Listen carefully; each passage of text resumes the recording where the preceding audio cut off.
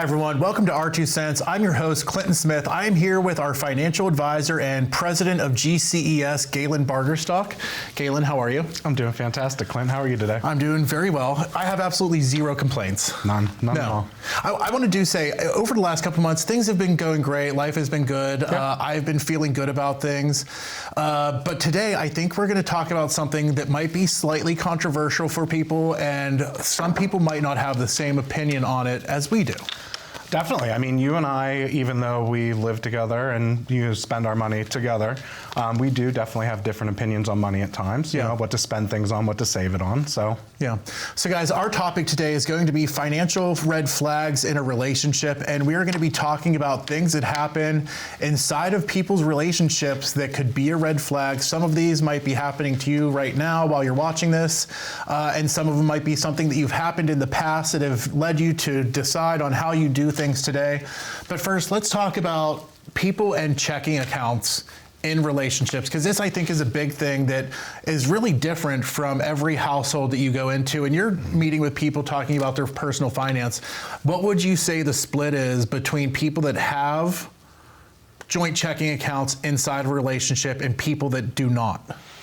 So I would say that it's going to come down to probably about a 50-50 maybe. I mean, you'd be surprised at how many people are married and have separate accounts. And to me, when I started doing this, it was a little bit shocking because you and I have together always had the same accounts, you know?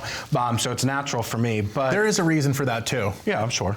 Yeah, well, you had more money when we got together and I had no money. Yeah. So that helped. Yeah, so that helped me want that joint checking account. I mean, we were together we got our joint checking account. I remember it was at a bank in Pittsburgh that was like 2 blocks from where we lived, and they charge you a bunch of overdraft fees. And then at that point, we're like, let's move into a new account. And we got checking accounts together at that point at Citizens Bank in Pittsburgh. So that's probably like 2 months in. Yeah, I mean, it was literally like our first 3 weeks of living, or 4 weeks of living together that we probably got that checking account. Because we also, too, this little background history on us, we also moved to Pittsburgh together, like after we were together for 3 weeks. Yeah. We moved in together on the second day. So, I mean, there's a lot of togetherness with everything that we're doing. But we have some very lesbianic qualities from the beginning of our relationship, because we did move in together on our second date. We sure did. Yeah. So, but we decided from the very beginning, and this might even be, I think, the way that people are brought up too, because my parents growing up, we always had the same checking account. My mom handled all the bills, which is, I think, typical for a lot of people in their age bracket, and she would take care of paying the bills. And they had the same checking out their whole life. And to me, if you're going to be married to someone, I feel like that's a commitment that you're making. And if you can't trust them to share finances together, how can you trust them in all of these other things? Exactly. Yeah, and I mean, honestly, growing up, I had a different lifestyle than you. So my parents were divorced. So I was very common with 2 separate household checking accounts. So it's surprising to me, now that I'm saying that, how it was uncommon for me to see it in people's household at retirement. But yeah, I saw the other your parents didn't live together. They were divorced. Of course, but that's still 2 separate accounts. So I get why people have the separate accounts. And even sometimes when I'm sitting down with somebody that is married, you know, they might be on their second marriage and have the trust issue because there were some issues with money in the first marriage. So there's always a reason usually, but it's about 50-50. Yeah, and I would assume a lot of it has to do with how they were raised, also past relationships, whether or not they want to have, because I'm sure a nasty divorce makes people not want to sign up for another checking account experience again with someone else. 100% for sure. And I'm sure we're going to talk about some of that stuff, so I don't want to ruin it. But also quit holding on to your issues. You know, don't hold a grudge. To me, I think it makes sense mostly for the joint checking accounts, and not just joint checking accounts, credit cards, car loans, mortgages. There's so much more that are in both names that we have. You know, so to me, you know, like we've always shared expenses. I know it might be different where some relationships you might say, okay, well, I'm going to take care of these bills, you take care of those bills. We've heard the 60-40 split too is something we just talked about this outside, where, you know, the husband pays 60% and the wife pays 40% of the bills. Do you know what I mean? They kind of split it up. Well, I'll pay these, you pay those. I mean, a lot of households will have one person that is maybe the breadwinner making more money, and they use that paycheck for all of the housing expenses, the food, and then the other partner has the job that's all the fun money, you know, what you're doing for, you know, vacations and things like that. Which I'm sure it's structured different, just like we say every household is different. Every relationship is different too. You are a snowflake, you know, everyone has their own thumbprint, whatever.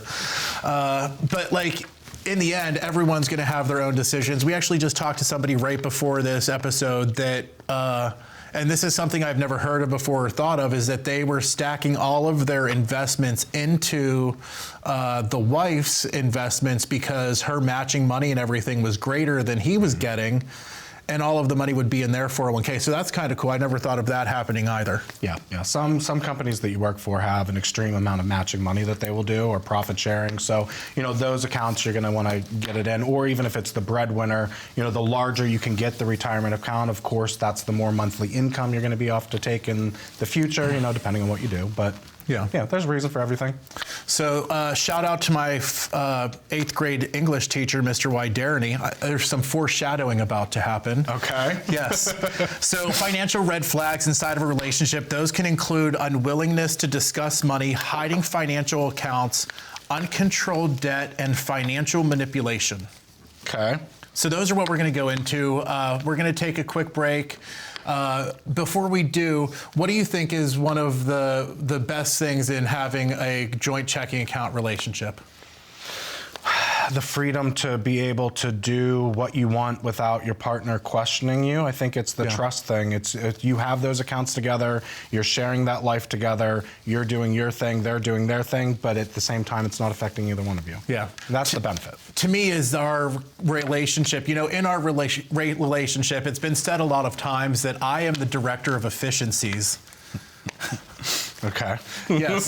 So as director of efficiencies in our relationship, it's all about that for me, because we don't have to talk about, did you pay the bills? What bills did you pay? What bills should I pay? Hey, I didn't pay this bill. Yeah. Do you know what I mean? It's a lot easier knowing that there's one person that's taking care of it all and it's all done, and we don't have to talk about it back and forth. Granted, I do miss one every once in a while. I'm not a great accountant, but No, you're all right. You're very good. So honestly, I have no idea about the bill payment and stuff like that. Clinton does handle all of that stuff in our household, which I'm very grateful for. But you know, there are slip ups. Like we moved our cell phone plan within the cell phone plan, but they changed the titling. So I'm getting text messages that the auto payment didn't pay, so they shut off our cell phone because the auto payment didn't take. But that wasn't your fault. That was just the paperwork stuff. So I don't find out about anything really on our bills unless somebody's sending me a text message of, hey, what's going on? We need you. Right. I shouldn't even comment on it. If anyone has tried to work with Verizon and change what email address your bill is under, good luck. That took me at least 2 months to actually fix. Guys, we're going to be back in just a moment. We're going to talk more about financial red flags in a relationship. See you in just a minute. Everything kind of fell into my lap. I'd like to say that this job actually picked me. I didn't pick it.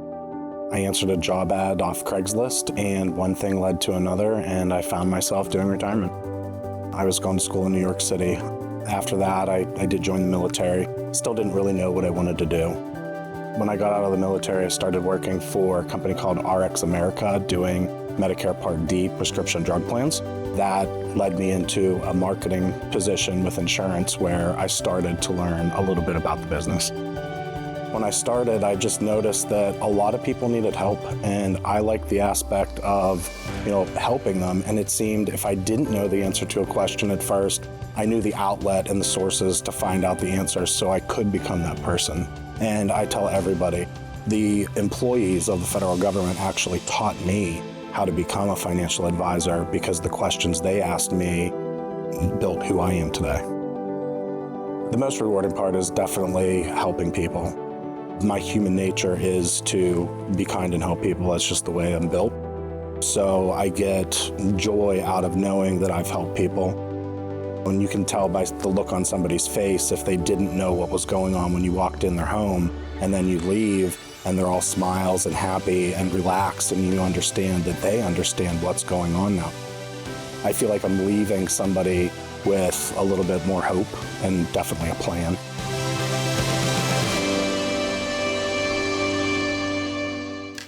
Welcome back, everyone. This is Our Two Cents. I'm your host, Clinton Smith. I'm here with our financial advisor and president of GCES, Galen Barterstock, and we are talking about financial red flags that you should look out for inside of a relationship.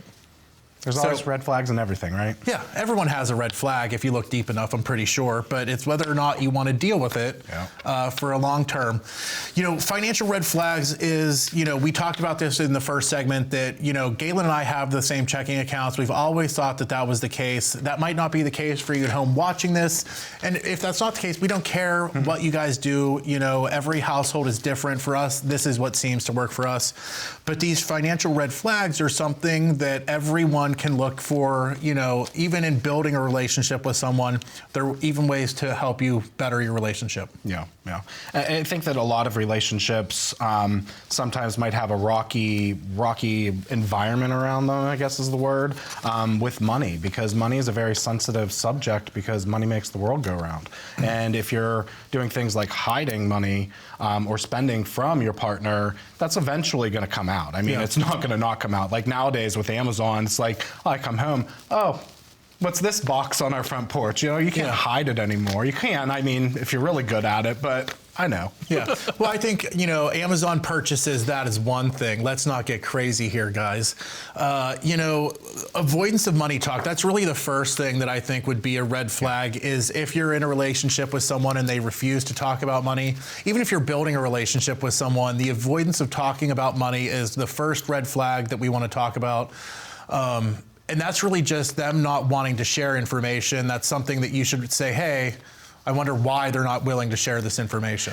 And also, you can't have this red flag be popping up on your first or second date. It's going to take a while to have that money conversation, maybe living with the person. So it's not, that isn't a red flag at the beginning. Well, as Google says, this could indicate hidden debt, spending problems, or other financial issues they're not willing to address.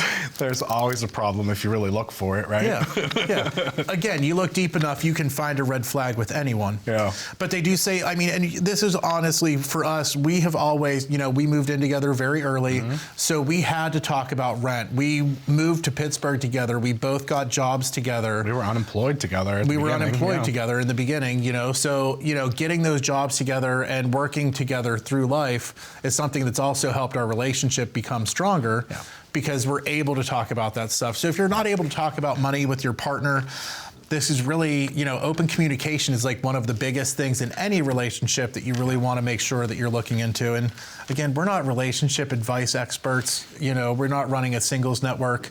We're here to help people with their finances, but these are all things that relate to finance. Yeah, for sure. It definitely is all coming into play. How you relate with money. Financial control and manipulation. Using money to control or manipulate a partner is a serious red flag. Well, I think manipulation in general is probably a good red flag. So if you feel like you're being manipulated about your money, like your spending needs to go this certain way of different topics that are being told about, that is a red flag that should come up in your head. And, a lot of this stuff is, sparks up divorce and stuff like that. So this is kind of the warning signs to something maybe deeper in your relationship as well. To me, this just makes me think of sugar daddies. Do you know what I mean? I just hear manipulation. So well, if your sugar daddy is using money to control you, that's probably something you guys have set up. But healthy relationships are built on mutual respect and financial equality, not control. Yes. Yeah. So really, another thing that we're saying is financial control and manipulation. If your partner is using that against you, that's probably another red flag. What would an example of that be? I guess not doing something for them unless they give you money, or. Well, yeah, then that would be a really bad one, withholding, sex or something like that for money. So that's a huge red flag. But it could be as simple as, maybe avoiding that cup of coffee. You can't get that cup of coffee. And maybe that'd be a conversation like, you have to go more in depth into that situation of why you don't want that person to have the coffee, because that's an extra $500 a month into retirement, So if you're doing any kind of control over money with somebody, you want to make sure that you have the open conversation with your partner about, this is, I think, why we need to do it like this. You're not controlling the money, you're still guiding together through the journey. So I think there's a difference between total control and aligning. If we were going to describe me very quickly at the same time, just saying saver or spender. Spender. Oh. Well, that was quick. That didn't take you long to come to that answer. No. You would save somebody's life, but you would spend money to do it. Yes. Yeah. It's all about, YOLO. You only live once. You're here to live. Spend that money. But really, being able to communicate with your partner, I think, is super important. Yeah. The next list, or the next thing, is conflicting financial goals and values. And you kind of touched on this already. Okay. If you're working with your partner and you're both have a goal of retirement, at this point in your relationship, you probably have already decided, like, hey, this is what we want to do in our future. This is the path that we're going down. You guys share the same dreams together. So having the same kind of goals in life is also another financial red flag. I don't know if, and that's really something I would think more for people that have been established in a relationship for a while. I don't really think that's so much something that comes up in the very beginning like the last two. It comes up in the very beginning of appointments I have with people, I can tell you that. So it is 100% common that most spouses want to retire at the same time. So I've witnessed many domestic battles, verbal battles in an appointment over retirement dates versus age and how much longer am I going to be working versus you. So it is one of those things that is, if you're 65 and your spouse is 60, they want you to work until you're 70 in order for the other one to work at 65. So that's a big one. Yeah. Well, I am several years younger than you. 2. So I would assume that you would retire before me. Yeah, I will retire before you, yeah. Yeah. That's my goal. We'll see how that works out in the future, guys. Stay tuned. So one example that they give is value. One person might value experiences. The other person might value possessions. Have you worked with people where both of them are savers or both of them are spenders? And have you seen that correlate into their retirement as well? I think usually we all match up pretty evenly where there's a saver and a spender. I have met spenders and savers. So savers I kind of consider like money hoarding, where you are not spending any of your money. You're just saving it. You don't even have a goal in mind. You're just saving it to save. I've run into that. And then there's other people like YOLO. Your paycheck comes in, it goes right back out because you'd rather have that experience than even care if you have $1,000, So it's all over the page. No right or wrong. Again, there's no right or wrong to any of those. So guys, when we come back, we're going to take a quick break. When we come back, we're going to get more into financial red flags in a relationship. We're going to start out with talking about hidden debt and financial responsibility, and we'll be back in just a moment. See ya. To me, a successful retirement isn't measured by money or amount of dollars that people have. We measure it more on happiness. If you haven't started your retirement journey, it's good to actually just take the first step. You don't have to know everything. You don't have to commit to anything if you don't want to, but just taking the first step of reaching out and finding out what you have and then going from there. You have to know what you have to know where you're going. Start it sooner rather than later is probably the biggest thing that I would say to people. A lot of people want to wait until they're right at the edge of retirement. And there's not a lot that we can do for a client whenever you want to retire in 30 days. 5 to 10 years before retirement is a lot better. We can do a lot more for people. The best advice that I can always give somebody is just take the first step and, reach out and ask questions. You're not going to know what to do or what to expect until you ask the questions. And it's non-judgment at our office, so ask away.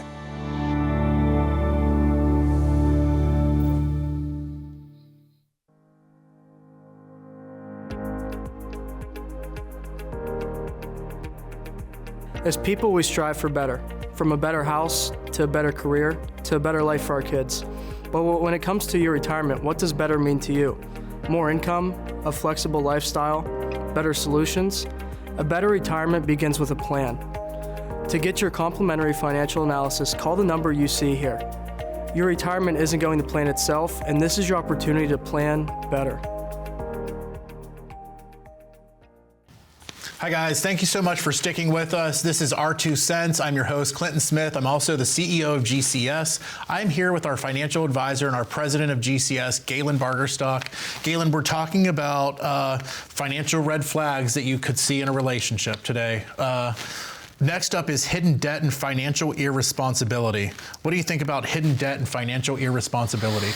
So I do have, clients that will hide things from their spouses, and, they will try to pay off things without them knowing. I mean, I'm not usually involved. I'm never involved with actually doing it, but I hear about it after the fact, and I've heard some of the situations. A lot of gambling debt is something that people will hide from their spouse because, well, first off, you don't want them to know that you're doing it, and then you don't want them to know that you just lost the braces for your children, because that's a hard conversation once you lost all your money. So hiding debt is, it happens. Definitely a red flag. I'd be concerned. Probably why there's all those, if you have a problem with gambling, call 1-800-GAMBLER or whatever it is. Well, I mean, now they make it a lot easier, and it's on cell phones. So you can just boop, boop, boop, boop, oh, $200 gone.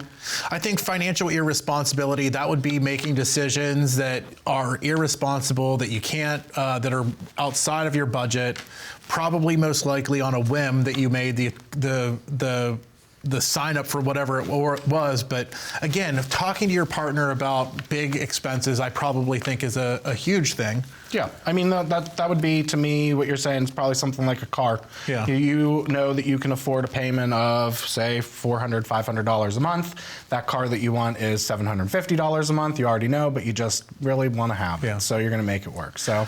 Not that I want to throw Galen under the bus, but a long time ago, he was hiding a purchase from me. Do you want to confess up to what that was? I don't even know what you're talking about. Yep. He would purchase cigarettes and hide them in the back of the passenger seat of the car, back when cigarettes were still a thing.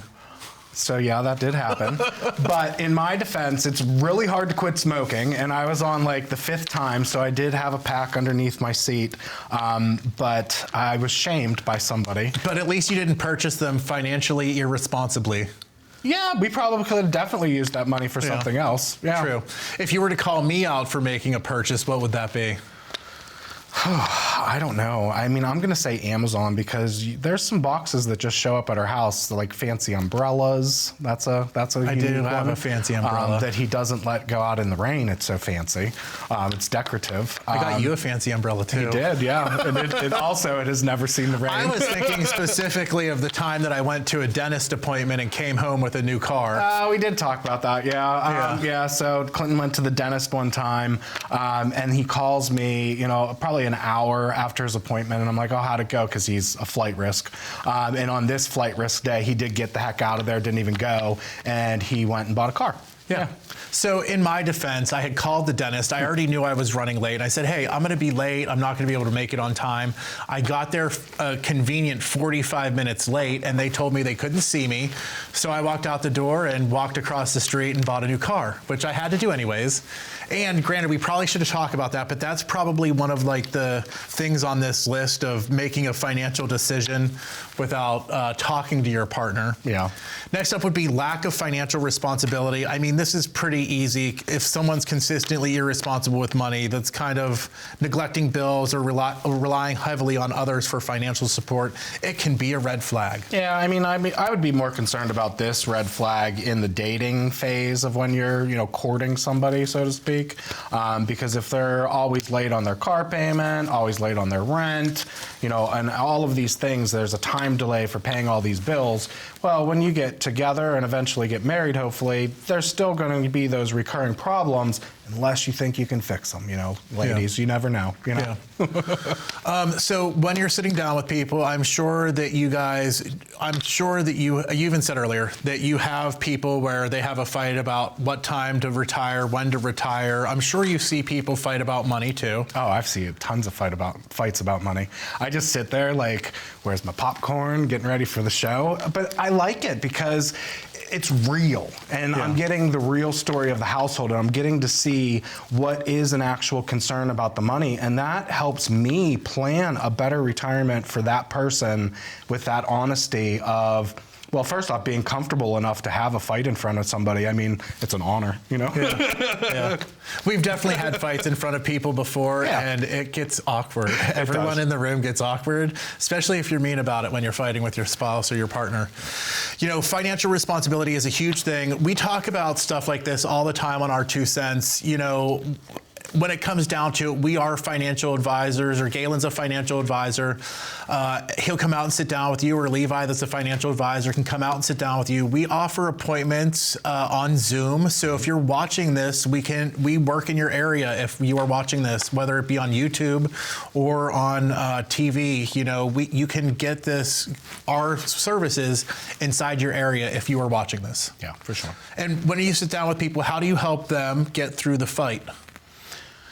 Just usually I listen to both sides of the story, and I encourage people to tell me both sides of the story of why you need to work longer and your spouse might not. That's a horrible example because there's so many other ones, but getting both sides of the story, and then I kind of explain what they have, because once I'm explaining to the person what their pension is, what kind of income they're receiving, what their spouse's income, everybody seems to relax a little bit after you have the understanding of the money in the household and how it could work. And I'm like, hey, well, you both could retire right now. Why do you even want to consider working for another 5 years? What's important to you? Is it the fact that you want to retire, or do you want to retire with more money? Because it's life and finance usually. Not all of us get to have both, where you have the perfect little world. You either choose more life and have less money, or you choose to have less of a life and have more money because you're grinding to get to that level. So it's really finding that balance. Yeah. So guys, if you're watching at home, you can always call the number on the screen. It's 888-391-3465. You can book an appointment with one of our financial advisors. We have appointments available, and we save appointments just for people that are watching this show. So if you have been procrastinating on planning your retirement, definitely reach out to us. We can help. But before we go, Galen, I do want you to share, do you have any stories of like a really crazy fight? Like, what's the craziest conflict, or have you ever seen pan throwing, anything like that at one of your appointments? I've seen somebody throw something and break it. Yeah. Okay. Yeah. I don't want to go in depth because they're my clients. I don't want to have to be the one to, bring their story to life, because most likely some of them are watching it. That's why I didn't even want to talk about the gambling stuff, because I know that people watch this and I don't want them to think that I'm calling them out. But I've seen a dish be broken. I've seen people actually storm off into the distance and get in their car and leave during it. But a lot of the times, if somebody doesn't want to have the conversation, there's only one partner there. There isn't both. Yeah. And that's very common for maybe the first time I meet somebody to not have the husband and wife. You have to kind of get one to see what I'm going to say. So thank you guys so much for watching our 2 cents. We'll be back next week with some more exciting stuff about finance and retirement. Talk to you soon. Have a great day, guys.